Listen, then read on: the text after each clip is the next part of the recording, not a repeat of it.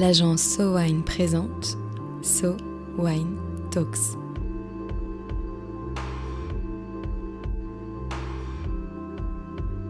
La première série de podcasts analysant les tendances marketing et communication dans l'univers du vin et des spiritueux. Connaissez-vous la Basse-Californie ?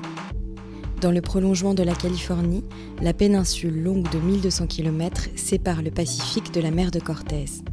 Ici, les cactus se dressent sur les collines arides de la Sierra Giganta et d'un côté comme de l'autre jaillissent des baleines et raimentas qui volent sur les flots. Au nord de la péninsule, à quelques heures de Tijuana et de la frontière américaine, se trouve la vallée de Guadalupe.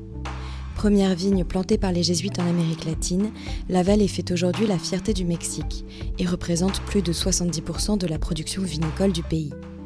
Aujourd'hui, une immersion en Basse-Californie, à la rencontre de Maria et Joaquín Benítez du Clos Tres Cantos et de True Miller de la Bodega Adobe Guadalupe. Pour commencer notre périple, nous avons rendez-vous avec Maria et Joaquín Benítez, fondateurs du Clos Tres Cantos, un vignoble éco-responsable de la vallée de Guadalupe. Tous leurs vins sont bio et le domaine a été bâti avec des matériaux de récupération qui proviennent de la région. Ici, le vin est avant tout un moyen de se reconnecter à soi et à la nature.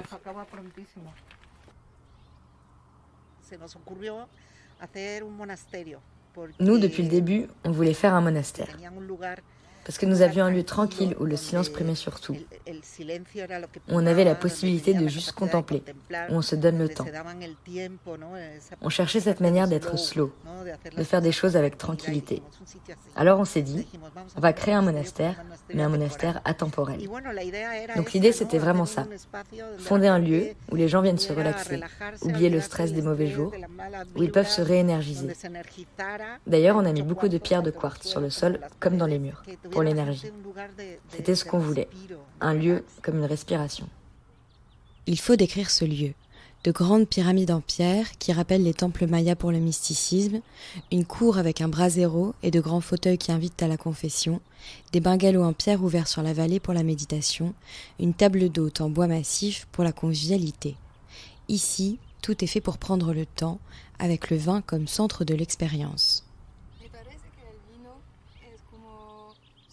Il me semble que le vin est le point de rencontre de tout ce que vous proposez, mais vous faites aussi beaucoup d'autres choses. Oui, le vin est le fil conducteur de beaucoup d'activités que nous pouvons faire et le centre de ce que nous faisons. Mais je pense que ce qui est important aussi, c'est qu'ici, nous n'avons pas de dénomination d'origine. Nous avons beaucoup moins de règles qu'en Europe. Alors on peut innover, on peut utiliser des cépages très différents. Et tout cela permet au Mexique de faire des choses très intéressantes. On se rend bien compte de la chance qu'on a d'être dans un endroit comme ça, qui nous permet d'innover, de travailler avec différents cépages et de faire des mélanges particuliers. C'est cette richesse que nous pouvons donner au vin. Je pense que c'est vraiment ce qui est intéressant avec le Mexique. C'est ce que le monde doit venir voir. Mais oui, l'idée c'est ça, que les gens viennent et trouvent un endroit où ils peuvent faire des activités, vivre des expériences qui les rapprochent de la nature et non qui l'éloignent d'elle. L'histoire de ce couple est à raconter. Maria est docteur en histoire des langues, Joaquín en philosophie, tous deux professeurs à la Universidad de Mexico. À une soirée, le couple rencontre le fondateur de l'école vinicole d'Ensenada. Un coup de cœur pour la vallée, un premier vin qui sonne comme une révélation, il n'en fallait pas plus pour que Maria, enthousiaste pour deux, lance le projet de créer leur propre vignoble.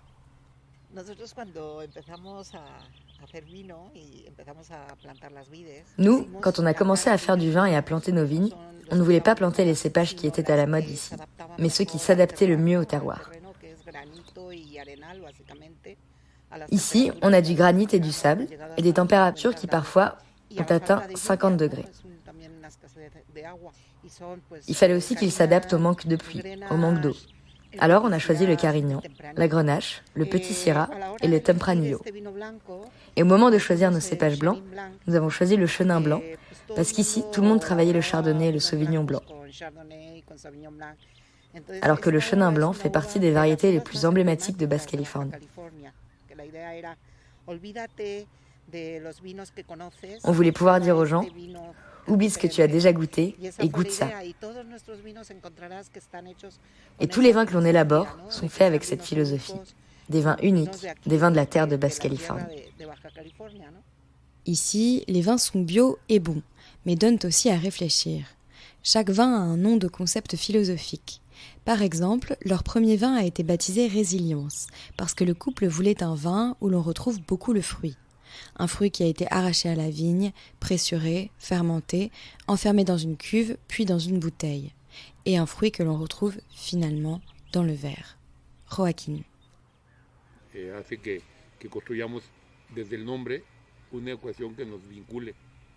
En fait, nous avons construit, en partant d'un nom, un mélange qui raconte l'idée que nous voulons faire passer.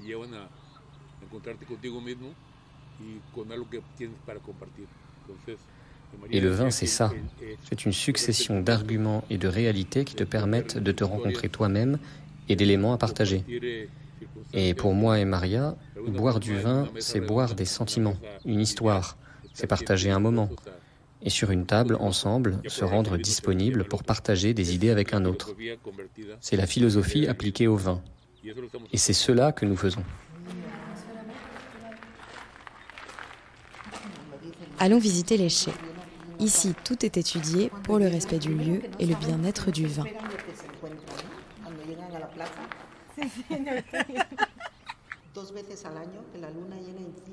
Deux fois par an, la pleine lune est complètement alignée avec cette porte.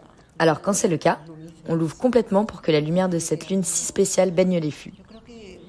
Je crois que ça donne au vin une certaine magie.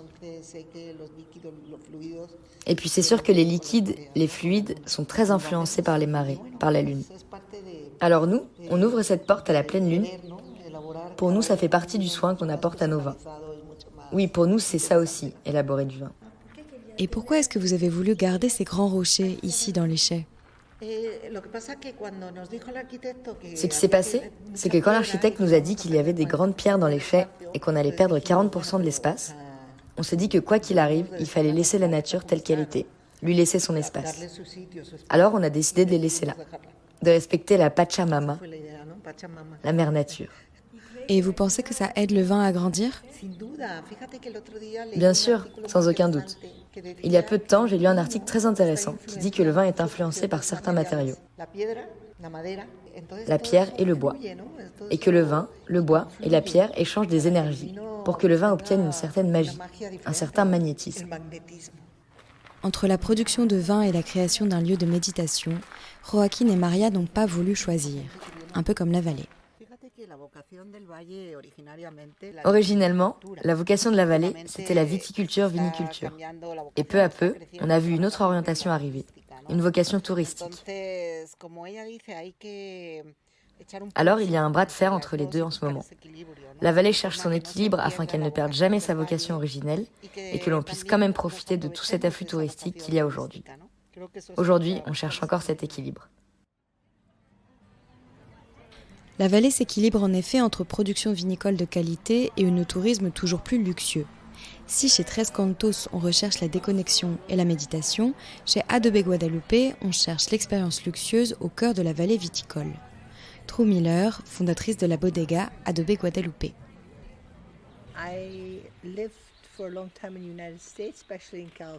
J'ai vécu pendant très longtemps aux États-Unis et plus particulièrement en Californie. Et je m'étais dit que cela pouvait être intéressant d'aller voir ce qui se passait dans ce pays si proche de nous. C'est comme ça que je suis arrivée au Mexique. Et après, j'ai vu que des gens ici faisaient du vin et j'étais très surprise. Je me suis dit, voyons donc si on peut faire du vin ici. Et après, j'étais très contente parce que j'ai trouvé ici du mauvais vin, du vin peu intéressant, mais aussi du bon vin et enfin du vin excellent. Alors je me suis dit, moi aussi, je veux faire du très bon vin, ce serait génial. Et tout a commencé comme ça. Nous sommes juste au sud de la Californie, nous sommes sur la côte. Donc ça ressemble un peu à la Napa et à la Sonoma. Et oui, c'est un endroit parfait pour cultiver des raisins. Et est-ce que vous pensez qu'il y a quelque chose de particulier ici, dû au fait que l'on soit au Mexique ? Est-ce que vous pensez qu'il y a une atmosphère particulière ? Ah ça oui, il y a beaucoup d'esprit ici. True a aussi su très bien s'entourer, d'un maître de chai chilien et d'un viticulteur mexicain. À trois, ils élaborent des vins de caractère, classiques mais très ancrés dans la vallée. Nous essayons beaucoup de choses, bien qu'on soit assez classique en vérité. Mais on essaye beaucoup avec les cépages, différents cépages sur différents terroirs, pour décider ensuite ce qu'on fait de nos différentes combinaisons.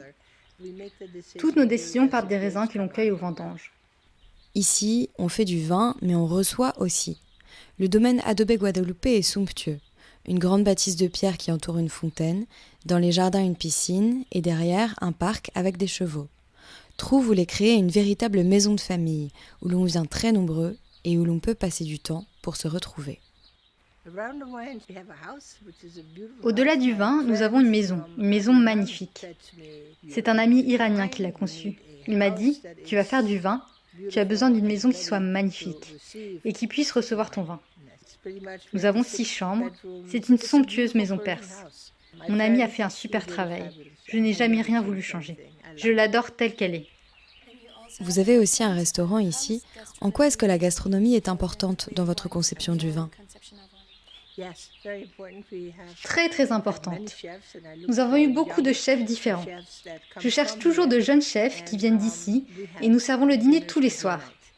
Et nous le faisons à fond, avec du linge en lin blanc et tout ce qu'il faut. Et les gens viennent ici parce qu'ils le savent et que ce n'est pas un petit resto de plage. Ce qui est bien aussi, mais parfois on a envie de quelque chose d'un peu plus luxueux et d'un peu plus spécial, je dirais. Et alors, selon vous, que sera le futur de la vallée dans les prochaines années ? Je pense que ce sera fabuleux. Je pense que ce sera comme le Chili ou comme la Napa, la Sonoma, que ce sera comme ça, mais tout en gardant profondément son identité. Je pense que le Mexique est différent de tout. Le vin aussi est différent ici. Et je vois des gens venir de partout, d'Angleterre, pour ouvrir des domaines, des Pays-Bas, comme moi. Les gens viennent ici. C'est un endroit très intéressant.